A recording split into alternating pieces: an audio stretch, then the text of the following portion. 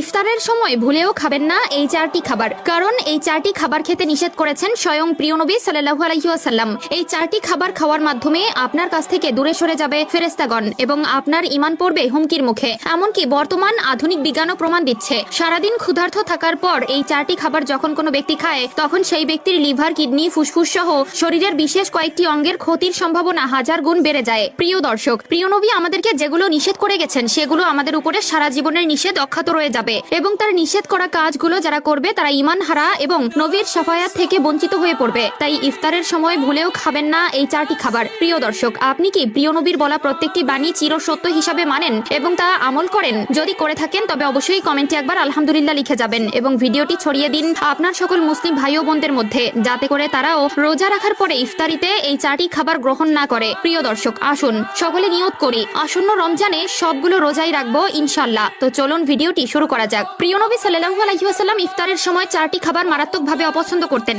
এবং যারা এই চারটি খাবার গ্রহণ করে তারা যেন প্রিয় নবীর ধারে কাছে কিংবা মসজিদের আশেপাশেও না যায় তেমনি হুঁশিয়ারি দিয়ে গেছেন। সে খাবার চারটির মধ্যে প্রথম দুইটি খাবার হলো কাঁচা পেঁয়াজ এবং কাঁচা রসুন। আমাদের মধ্যে এমন অনেক লোক আছে যারা ইফতারের সময় কাঁচা পেঁয়াজ, কাঁচা রসুন খেয়ে থাকে, বিশেষ করে কাঁচা পেঁয়াজ সালাদ হিসেবে খেয়ে থাকে। ইফতারের সময় নানান ধরনের ভাজা পোড়া এবং ছোলা ভুনার সাথে একটু ঝাঁঝালো সালাদ হিসেবে কাঁচা পেঁয়াজ ও রসুন বহুল প্রচলিত। তবে এই দুইটি খাবার ইফতারের সময় প্রিয় নবী গ্রহণ করতে নিষেধ করেছেন, কারণ কাঁচা পেঁয়াজ ও রসুনের পৃথক পৃথক গন্ধ আছে যা দুর্গন্ধ বলা চলে এবং কোনো প্রকার দুর্গন্ধযুক্ত স্থলে ফেরেশতাগণেরা থাকে না, তারা দূরে সরে যায়।